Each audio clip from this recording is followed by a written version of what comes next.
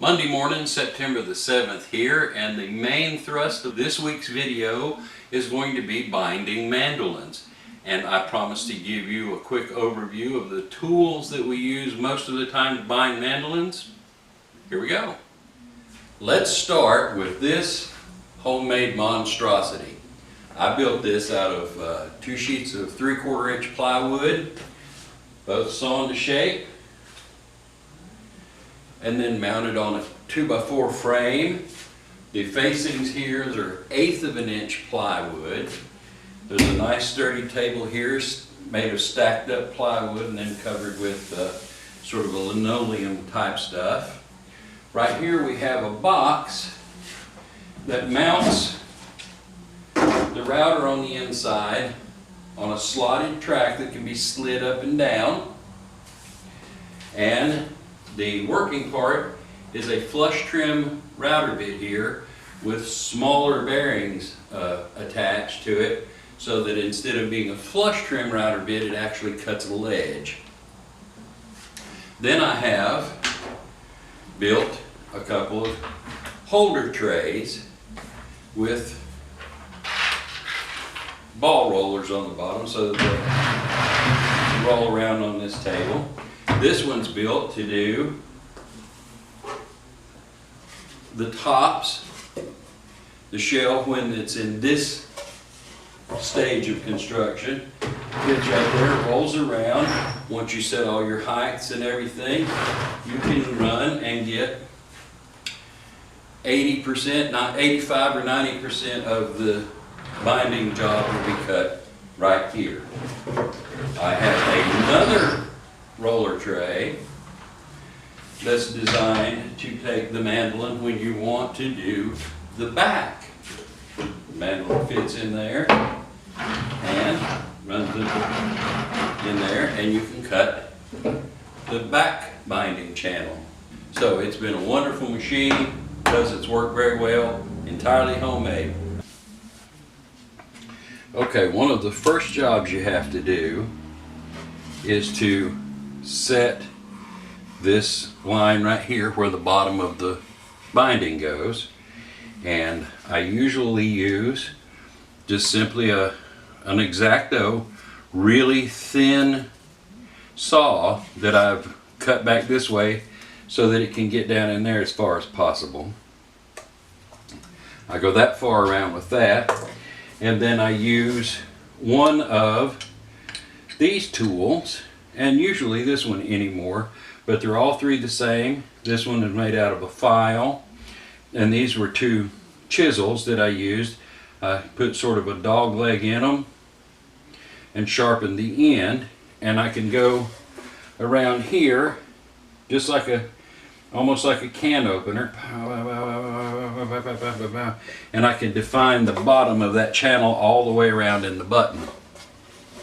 I'll give a good shot of these 3 or 4, because here's a razor knife, an X-Acto razor knife that I've ground much the same way. Give you a good shot of those. Then the next most important tool, and this is a homemade violin purfling cutter. Usually it has 2 blades in it, and that's what they run around there, and this stops the thing, and they can go around and cut the channel for the violin purfling. But this one has been altered enough just that I only put 1 blade in, and I use that to go around and score that line, the depth of the binding ledge. Do that up here where that big machine won't fit. Violin purfling cutter, give you a good shot of that if I can.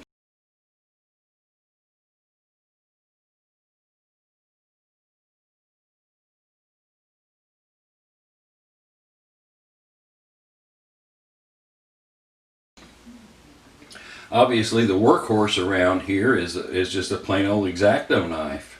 That does an awful lot of good work in here. I have a couple of things that I use exclusively to score and then chip out with. This one does an awful lot. This is some sort of gasket tool from an automotive store, but it's a really good pick. You can get in there and just pick out little chips of wood. And then this one here, which I'll give you a good shot of as well, is a round chainsaw file that I've just very carefully ground into a long thin point, and that's a good workhorse too to get down in. As you can see, it'll do a lot of work. A friend of mine in California, I was telling that I was looking for smaller, more comfortable gouges and chisels and things rather than the big ones that you can buy in the store, and he actually sent me a whole set, and of that whole set, about 6 or 7 different shapes. These are the two that get used the most. Specifically, this one here is a nice straight edge. I'll give you a good shot of it as well.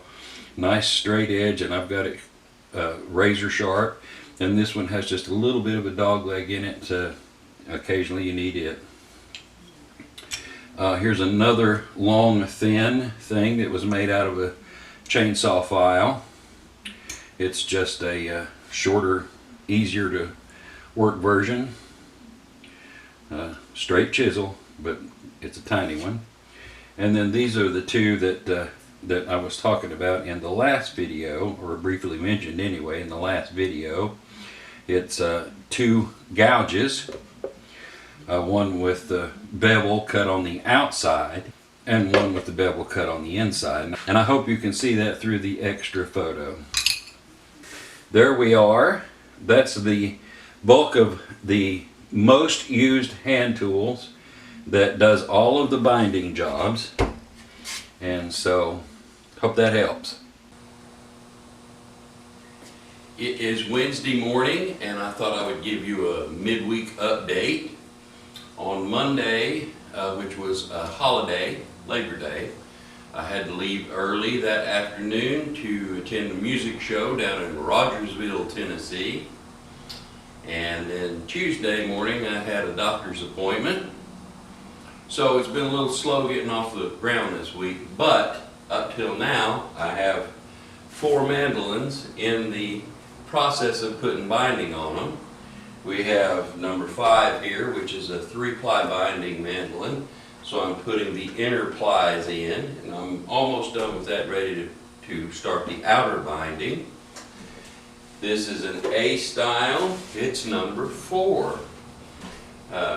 It's going to have black binding, and it is done and ready to be cleaned up. Over here we have number 8. It is an F-style country boy that has tortoiseshell binding, and this particular jig right here is for doing the backs, and this is one of the extra mandolins that we're running through, and it's going to have binding on the back, and so I'm in the middle of carving the channel for that. So up till now this week we have gotten progress made on 4 mandolins, and that's about as far as we've gotten.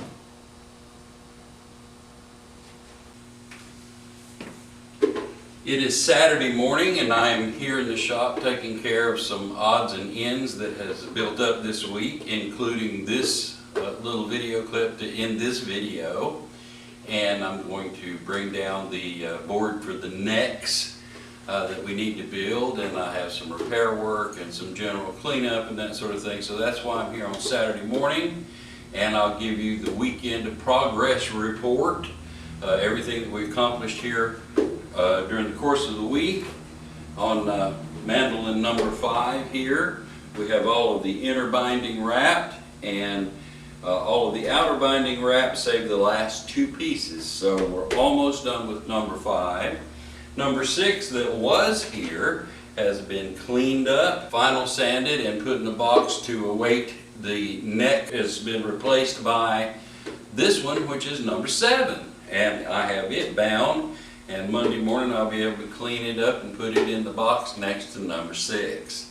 On our extra R5 right here, we have all of the binding put on the back except for the last 2 pieces, this little S-curve right here, and the heel button, and number 8, which is the R5 Country Boy that has tortoiseshell binding, has the last of the binding glued on, so it is much in the same condition as this one here. Both of these Monday morning will be cleaned up and put in a box and replaced with other mandolins. So that is where we're at the end of this week.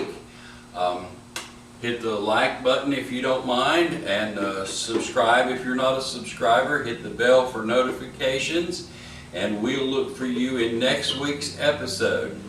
Thank you for watching.